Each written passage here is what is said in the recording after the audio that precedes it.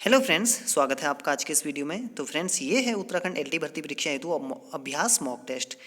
तो ये इसका 19वां पार्ट है और आज के इस वीडियो में आप देखेंगे हिंदी, संस्कृत, पेडागोजी से संबंधित कुछ महत्वपूर्ण प्रश्नोत्तर और हिंदी में साहित्य और व्याकरण दोनों के प्रश्न यहाँ पर मिक्स होंगे। तो फ्रेंड्स, वीडियो शुरू करने से पहले एक रिक्वेस्ट कि जो भी नए अभ्यर्थी चैनल पर आए हैं और अगर वो भी आगामी भर्ती परीक्षाओं की तैयारी कर रहे हैं तो वो भी मेरे चैनल को सब्सक्राइब कर सकते हैं। तो फ्रेंड्स, चलिए शुरू करते हैं आज की प्रश्नोत्तरी। उत्तराखंड एलटी भर्ती परीक्षा हेतु मॉक टेस्ट पार्ट 19। तो सबसे पहले शुरू करेंगे हम पेडागोजी से। तो आपको पता ही होगा कि एलटी भर्ती परीक्षा में 30 नंबर की पेडागोजी पूछी जानी है, तो इससे भी जुड़ा रहना बहुत ज़रूरी है। तो चलिए शुरू करते हैं आज का पहला प्रश्न। निम्नलिखित में से किस अवस्था में शारीरिक, मानसिक, सामाजिक तथा नैतिक परिवर्तन बालक में होते हैं? क किशोरावस्था, ख बाल्यावस्था, घ प्रौढ़ावस्था या घ शैशवावस्था। तो इसका सही आंसर है ख बाल्यावस्था। दूसरा प्रश्न है, मनोविश्लेषणवाद के जनक कौन है? क फ्रायड, ख डार्विन, ग स्किनर या घ चॉम्स्की। तो देखिए, जो मनोविश्लेषणवाद के जनक है वो हैं क फ्रायड और आंसर क हो जाएगा। तीसरा प्रश्न, जीन पियाजे के अनुसार किस आयु में बालक में अमूर्त चिंतन की क्षमता विकसित होती है? कौन सी अमूर्त चिंतन? क 1 से 2 वर्ष, ख 2 से 7 वर्ष, ग 7 से 9 वर्ष या घ 12 से 17 वर्ष। तो इसका सही आंसर है 12 से 17 वर्ष। इसमें बालक में क्या होती है? अमूर्त चिंतन की क्षमता विकसित हो जाती है। चौथा प्रश्न है, मानव विकास की सबसे जटिल अवस्था कौन सी है? क शैशवावस्था, ख बाल्यावस्था, ग प्रौढ़ावस्था या घ किशोरावस्था। तो देखिए, मानव विकास की सबसे जटिल अवस्था वो है घ किशोरावस्था। इसमें काफ़ी परिवर्तन होते हैं जो होते हैं बालक उनमें, यानी जो वयस्क बालक होते हैं, बालिकाएं होती हैं, उसमें उनमें बहुत सारे यहाँ पर परिवर्तन होते हैं और इसीलिए सबसे जटिल अवस्था इसे माना जाता है। पांचवा प्रश्न, निम्नलिखित में से कौन सा एक कथन समावेशन का सबसे अच्छा वर्णन करता है? जो समावेशी शिक्षा पद्धति है।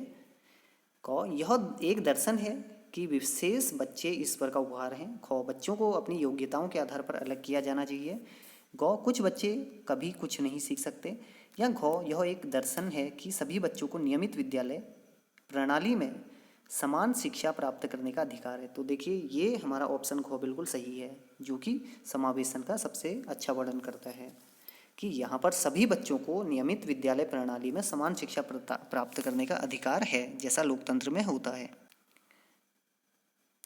छठा प्रश्न, समावेशी शिक्षा मानती है कि हमें डैश डैश डैश को के अनुरूप बदलना चाहिए। तो यहाँ पर जो रिक्त स्थान है वहाँ पर कौन से 2 शब्द आएंगे? क बच्चे परिवेश, ख बच्चे व्यवस्था, ग परिवेश और परिवार या घ व्यवस्था बच्चे। तो यहाँ पर हमारा ऑप्शन हो जाएगा घ बिल्कुल सही कि समावेशी शिक्षा मानती है कि हमें जो व्यवस्था है उसे बच्चे के अनुरूप बदलना है। सातवां प्रश्न, शिक्षण की सुकराती विधि को किसके रूप में जाना जाता है? रिक्त स्थान में क भाषण प्रदर्शन विधि, ख जांच विधि, ग प्रश्नोत्तर विधि या घ चर्चा विधि। तो देखिए, जो महान दार्शनिक थे सुकरात, उनकी जो सुकराती विधि है इसे प्रश्नोत्तर विधि भी कहा जाता है। आठवां प्रश्न है, मूल प्रवृत्तियों को 14 प्रकार की मानकर किसने वर्गीकृत किया? क वुडवर्थ, ख थांडाइक, ग मैकडूगल या घ ड्रेवर। तो इसका सही आंसर है ऑप्शन ग मैकडूगल। 9वां प्रश्न है, अधिगम, अनुभव और प्रशिक्षण के परिणाम स्वरूप व्यवहार में परिवर्तन है, यह किसका कथन है? क कोहलर, ख गेट्स व अन्य, ग स्किनर या घ क्रोनबेक। तो इसका सही आंसर है ख गेट्स व अन्य। 10वां प्रश्न, सीखने के प्रयास व भूल के सिद्धांत का प्रतिपादन किसने किया? क पावलोव, ख गेस्टॉल्ट, ग थांडाइक या घ स्किनर। तो इसका सही आंसर है ऑप्शन ग थांडाइक। अगला प्रश्न है 11वां, निम्नलिखित में से कौन सा अधिगम के पठार का कारण नहीं है? अधिगम का जो पठार होता है उसका कारण नहीं है। क प्रेरणा की सीमा, ख विद्यालय का असहयोग, घ शारीरिक सीमा या घ ज्ञान की सीमा। तो इसका जो सही आंसर है वो है विद्यालय का असहयोग।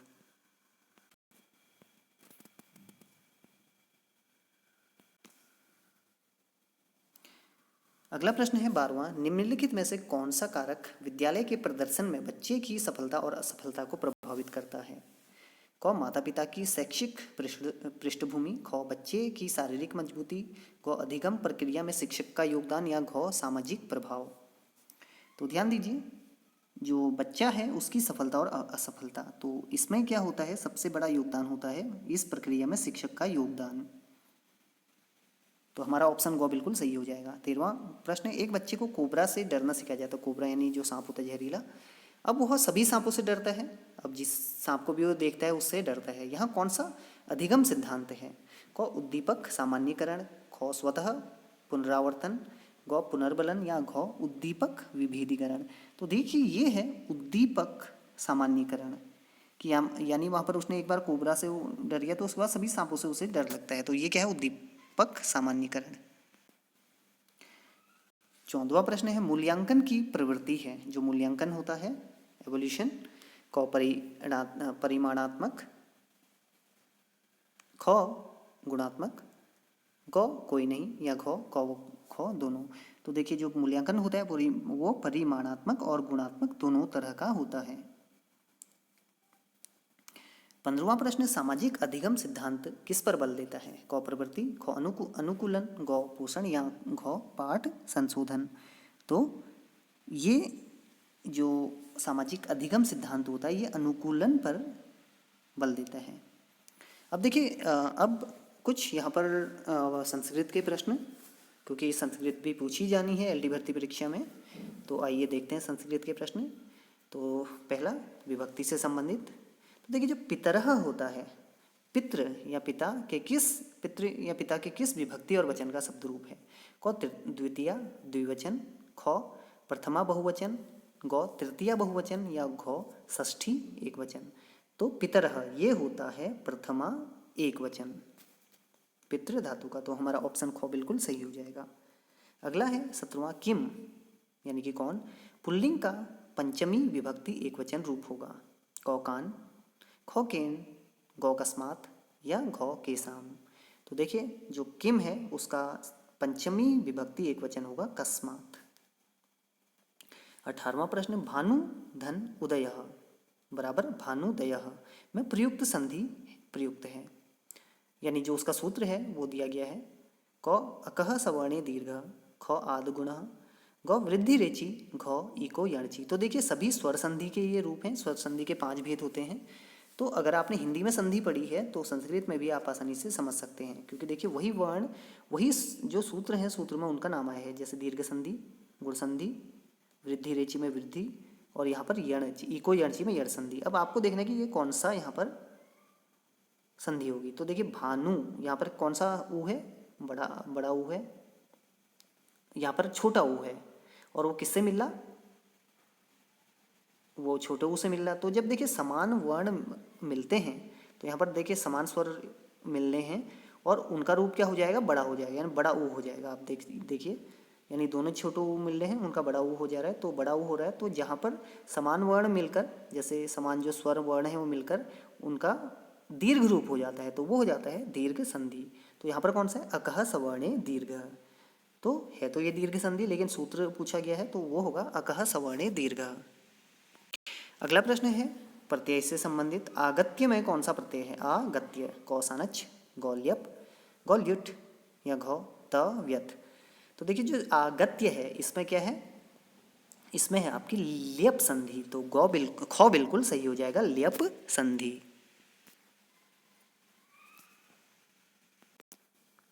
20वां प्रश्न है भिक्षुकः पादेन खंजः अस्ति, यानी जो भिक्षुक है वो उसके पैर नहीं है, में कौन सी विभक्ति है?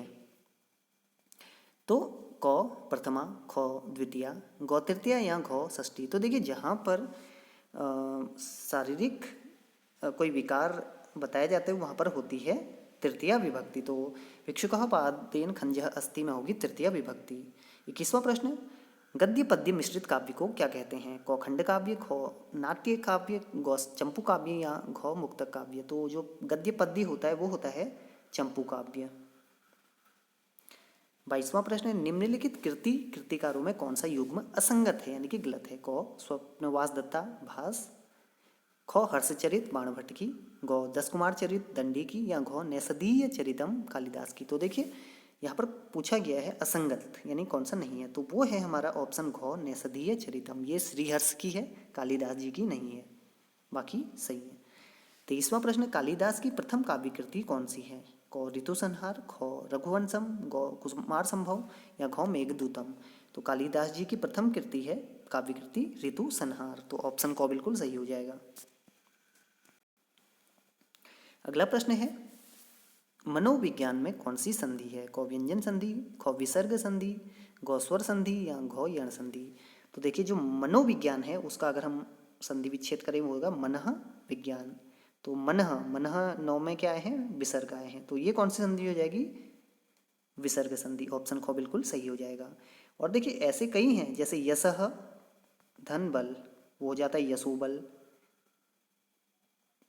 तो ऐसे भी आप वो कर सकते हैं इसे, जैसे तपह तपह धन वन, तपह धन बल, ये हो जाता है तपोबल। तो देखिए दूसरे में क्या आ रहा है? ओ की मात्रा आ रही है, कई बार होता है ऐसा। तो ऐसे भी आप कुछ शब्द आप प्रैक्टिस कर लीजिएगा तो विसर्ग संधि आपकी क्लियर हो जाएगी। 25वां प्रश्न, चरण कमल बंदो हरिराई पंक्ति में कौन सा अलंकार है? कई बार पूछा गया है। क उपमा, ख रूपक, गौ अनुप्रास, या मानवीकरण। तो देखिए चरण कमल, तो देखिए यहाँ पर जो चरण कमल हैं यानी चरण मतलब पैर, कमल मतलब पुष्प, यानी कि चरण पर क्या है, बिल्कुल उसे कमल के रूप का उस पर आरोप लगा दिया गया है। और यहाँ पर आप देख सकते हैं कि कोई भी वाचक शब्द का प्रयोग नहीं है, सीधे चरण को कमल के समान बता दिया गया है। तो जहाँ पर सीधे रूप आरोपित कर दिया जाता है वो होता है रूपक अलंकार। तो रूपक अलंकार में वाचक शब्द नहीं लगाया जाता बीच में। जैसे अगर वाचक शब्द लगाया जाता है सा, जैसे कहते हैं अगर चरण सा चरण से कमल, या कमल से चरण, तो देखिए वहाँ पर तो हो जाता उपमा, लेकिन यहाँ पर सीधे क्या कहा है? चरण कमल, बिना किसी वाचक शब्द के, तो यहाँ पर होता है रूपक अलंकार। अगला प्रश्न 26वां, पीपर पात सरिस मन डोला पंक्ति में मन है। तो देखिए अब यहाँ पर जो सबसे पहले तो समझिए कि ये आपका कौन सा है? उपमा अलंकार। उपमा अलंकार में देखिए बीच में क्या आते हैं? यहाँ पर तुलना की जाती है, लेकिन यहाँ पर क्या होता है? बीच में वाचक शब्द जरूर लगते हैं। जैसे अभी बताया आपको सा, से, सी, सरिस, सरिस भी उपमा अलंकार में लगता है। तो पीपर पात सरिस, पीपल के पत्ते के तरह सदृश मन डोला। तो देखिए यहाँ पर बीच में वाचक शब्द लग चुका है सरिस, तो ये उपमा अलंकार है। तो यहाँ पर मन क्या है? तो उपमा अलंकार में चार चीजें होती हैं। उपमान होता है एक उपमेय होता है, एक वाचक शब्द होता है, एक साधारण धर्म होता है। तो यहाँ पर मन क्या होगा? तो देखिए जो मन है, क्योंकि मन की तुलना की जा रही, तो मन क्या हो जाएगा? उपमेय। किससे की जा रही है? किससे उपमान दी जा रही है उसकी? पीपर पात यानी पीपल के पत्ते से, तो वो हो जाएगा उपमान। और अगर हम कहें वाचक शब्द क्या है यहाँ पर, वो है आपका यहाँ पर सरिस। लेकिन हमारा जो आंसर है वो पूछा गया है मन, मन है हमारा उपमेय। अगला प्रश्न है 27वां, जिस छंद में प्रथम और तृतीय चरण में 12-12 मात्राएं होती हैं तथा द्वितीय और चतुर्थ चरण में 7-7 मात्राएं होती हैं, साथ ही सम चरणों में अंत में जगण लघु दीर्घ लघु होता है, वह छंद होता है। क मालिनी, ख बरवै, ग रोला, या घ इंद्र वज्रा। तो ये होता है बरवै छंद। अगला प्रश्न, आज मैं बाजार नहीं गया वाक्य अर्थ की दृष्टि से है। क विधानवाचक, ख निषेधवाचक, ग प्रश्नवाचक, या घ इच्छावाचक। तो देखिए जो अर्थ की दृष्टि से है आपके वाक्य 8 प्रकार के होते हैं, 4 यहाँ पर दिए गए हैं। तो आज मैं बाजार नहीं गया, तो जहाँ पर नकारात्मक होता है बात नहीं होती है, तो वहाँ पर होता है हमेशा निषेधवाचक। निषेधवाचक में नहीं आता है, यानी कि वहाँ पर वो चीज़ नहीं हो रही है, मना हो रहा है, मना मतलब निषेध, तो ये है निषेधवाचक वाक्य। 29वां प्रश्न, निम्न में से सकर्मक क्रिया का उदाहरण है। क दौड़ना, ख हंसना, गौ पढ़ना, या घ आना। तो देखिए सकर्मक क्रिया, सकर्मक मतलब होता है जिसमें कर्म होता है, कर्म होता है। अगर हम देखें अगर पढ़ना है तो पढ़ने के लिए कर्म जरूरी है। बिना देखिए बिना किताब के तो हम पढ़ नहीं सकते, तो इसके लिए क्या होनी चाहिए, किताब होनी चाहिए। किताब मतलब एक कर्म होना चाहिए, तो ये पढ़ना हमारा क्या है, सकर्मक क्रिया। तो हमारा ऑप्शन गो बिल्कुल सही हो जाएगा। लेकिन देखिए दौड़ना, इसमें कोई कर्म नहीं है। हंसना, हंसना भी कोई कर्म नहीं है। आना भी कोई, इसमें भी कुछ कर्म नहीं है। लेकिन पढ़ना में कर्म है, पुस्तक जो दी गई नहीं है, लेकिन पढ़ना है। अगर हम पढ़ रहे हैं तो पुस्तक जरूरी है। तीसवां प्रश्न, निम्नलिखित में से अशुद्ध वर्तनी वाला वाक्य कौन सा है? क ज्योत्सना, ये चिपका हुआ है सॉरी, क ज्योत्सना, ख अहिल्या, क मिष्ठान्न या घ अंतर्धान। तो ध्यान दीजिए जो यहाँ पर गौ है मिष्ठान्न, वो गलत वर्तनी है, बाकी सारी सही है। ये होता है मिष्टान्न होता है, ये ठौ की जगह टो आ जाएगा यहाँ पर, तो ये हो गया मिष्टान्न हो जाएगा। तो ऑप्शन गौ बिल्कुल सही है हमारा, और ये वर्तनी गलत है। अब आइए देखते हैं हिंदी से संबंधित, साहित्य से संबंधित महत्वपूर्ण प्रश्नोत्तर। 31वां प्रश्न, हिंदी में ऋतु संहार के रचयिता कौन है? क भारतेंदु हरिश्चंद्र, ख गुरु भक्त सिंह, गौ ठाकुर जगमोहन सिंह या घ श्रीधर पाठक। तो हिंदी में ऋतु संहार के रचयिता है श्रीधर पाठक, ऑप्शन घ बिल्कुल सही हो जाएगा। अगला प्रश्न, वट वृक्ष की छाया में किसकी जीवनी है? क कमलेश्वर, ख अमृतलाल नागर, ग अमृत राय, ख हरहरि प्रसाद द्विवेदी जी। तो देखिए वट वृक्ष की छाया में ये जीवनी है अमृतलाल नागर ने, और किसने लिखी थी? कुमुद नागर ने। 33वां प्रश्न, निम्नलिखित में से पश्चिमी हिंदी की बोली नहीं है? क ब्रजभाषा, ख कन्नौजी, ग बुंदेली या घ मगही। तो पश्चिमी हिंदी इसकी 5 बोलियां हैं, जिनमें ब्रजभाषा भी है, कन्नौज भी है, बुंदेली भी है, बांगरू भी है, लेकिन मगही ये नहीं है। तो हमारा ऑप्शन घ बिल्कुल सही हो जाएगा। 34वां प्रश्न, गोरख जगायो जो भगति भगायो लोग किसकी पंक्ति है?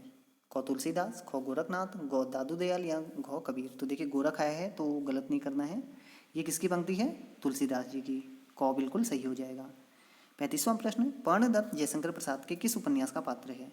क कल्याणी परिणय, ख राज्यश्री, ग स्कंदगुप्त या घ अजात शत्रु। तो ये है स्कंदगुप्त का पात्र, पर्णदत्त। 36वां प्रश्न, डॉक्टर पीताम्बर दत्त बर्थवाल के अनुसार रामचंद्रिका है? क असाधारण काव्य, ख फुटकर कविताओं का संग्रह, ग छंदों का अजैब घर या घ अलंकार मंजूषा। तो देखिए जो पीताम्बर दत्त बर्थवाल थे, तो इनके अनुसार रामचंद्रिका है फुटकर कविताओं का संग्रह।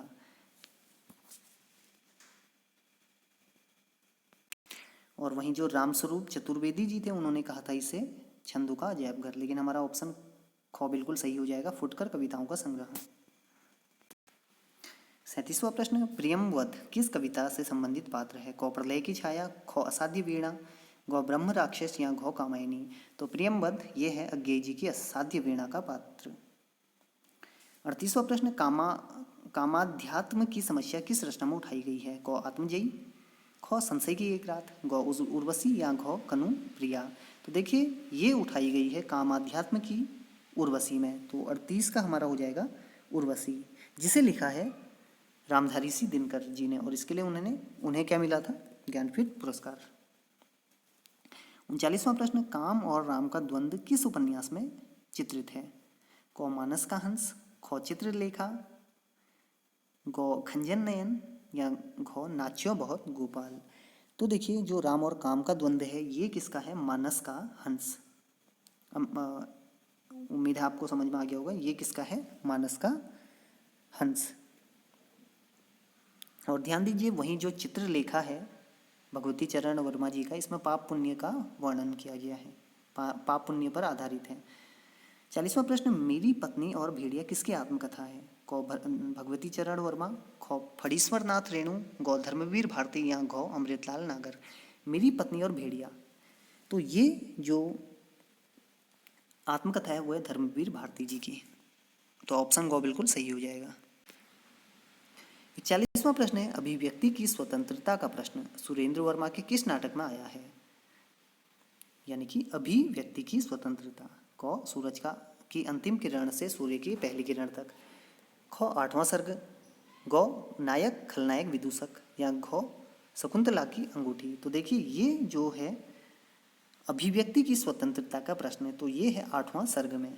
तो ऑप्शन ख बिल्कुल सही हो जाएगा। 42वां प्रश्न, आधुनिक ईरान की पृष्ठभूमि पर रक्त रंजित इस्लामी क्रांति का चित्रण किस उपन्यास में हुआ है? क 7 नदियां एक समुंदर, ख चक्रव्यूह, ग धूप छाही रंग या घ किस्सा लोकतंत्र।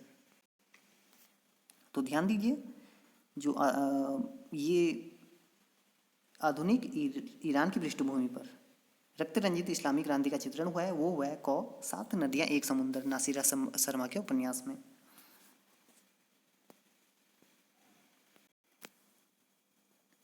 तैंतालीसवां प्रश्न महत्वपूर्ण है, निम्नलिखित में से कौन सा नाटक प्रेमचंद के प्रसिद्ध उपन्यास पर आधारित है?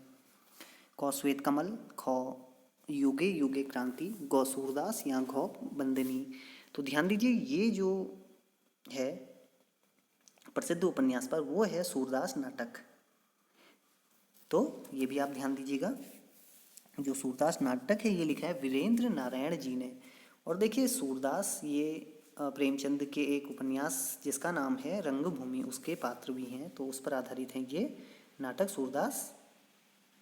अगला प्रश्न 44वां, नाटक के कथानक में कुछ दृश्य सूची होते हैं, उनका सही अनुक्रम है। तो यहाँ पर देखिए आपको दिए गए हैं जो 5 उसके दृश्य सूची होते हैं नाटक के कथानक के, तो इसमें से आपको सही बताना है। तो देखिए आपके सामने 4 ऑप्शन हैं, तो इसका सही आंसर हो जाएगा ग। सबसे पहले होता है दृश्य सूची में विस्कंभक, फिर होता है प्रवेशक, चुलिका, अंकास्य और अंकावतार, ये 5 होते हैं। तो ये इनके क्या है सही क्रम।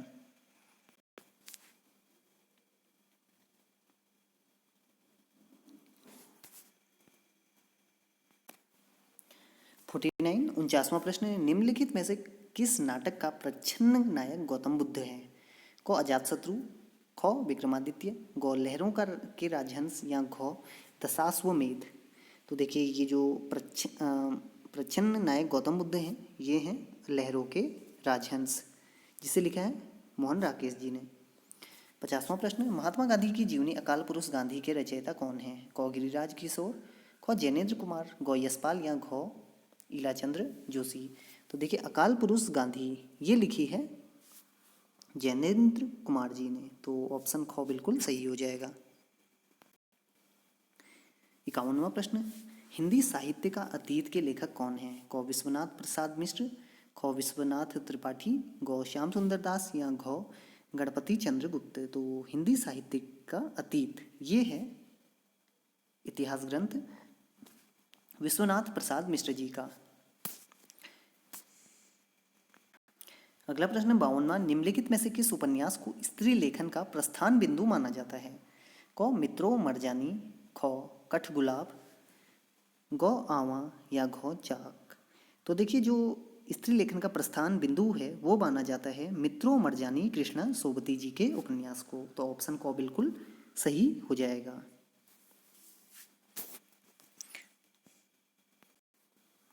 53वां प्रश्न है, किस रासो काव्य की कथा का वर्णन सुक और सुकी द्वारा किया गया है?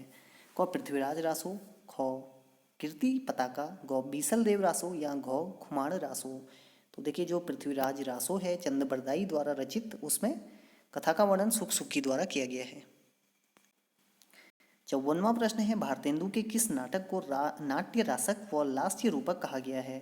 क विशस्य विष मौसदम, ख नील देवी, ग अंधेर नगरी या घ भारत दुर्दशा। तो ये कहा गया है भारत दुर्दशा को। ऑप्शन घ बिल्कुल सही हो जाएगा। 55वां प्रश्न है, निम्नलिखित में से किस एकांकी में संयुक्त परिवार की समस्या को उठाया गया है? क अधिकार का रक्षक, ख बहने, ग सूखी डाली या घ तौलिए। तो देखिए संयुक्त परिवार की समस्या इसे उठाया गया है सूखी डाली नामक एकांकी में।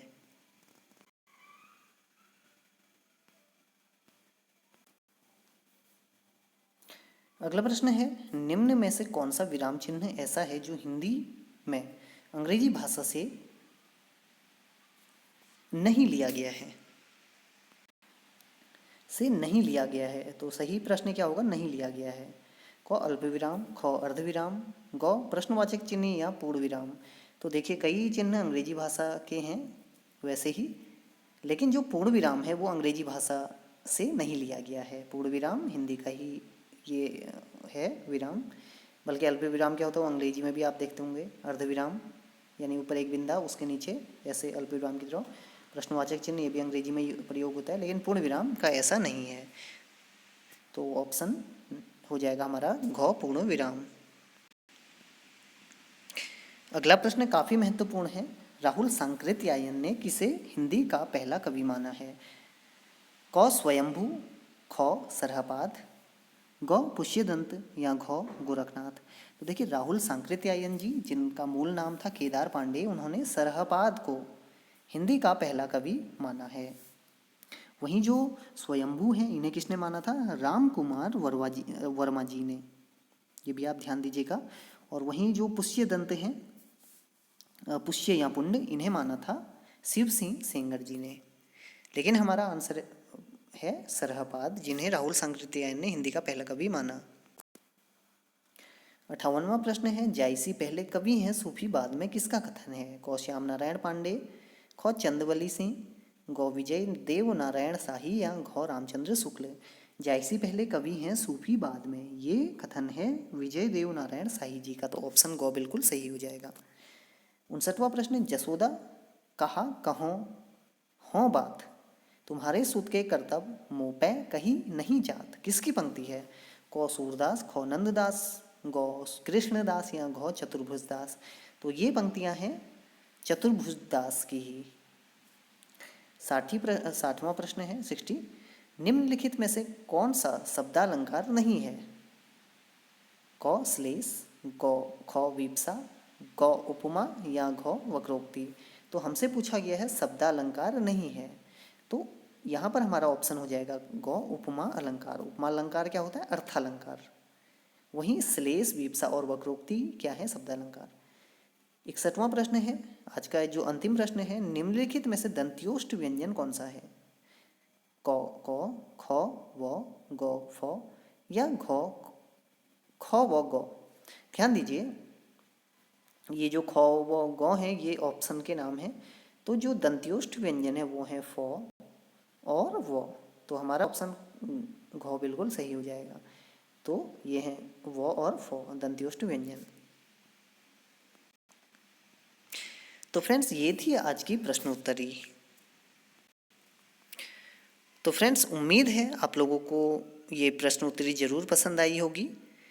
तो अगर किसी भी प्रश्न से संबंधित आपका भी कोई सुझाव हो तो आप कमेंट के माध्यम से दे सकते हैं, और जल्दी ही मैं और भी मॉक टेस्ट आप लोगों के लिए लेकर आऊँगा। तो आज के लिए बस इतना ही। धन्यवाद।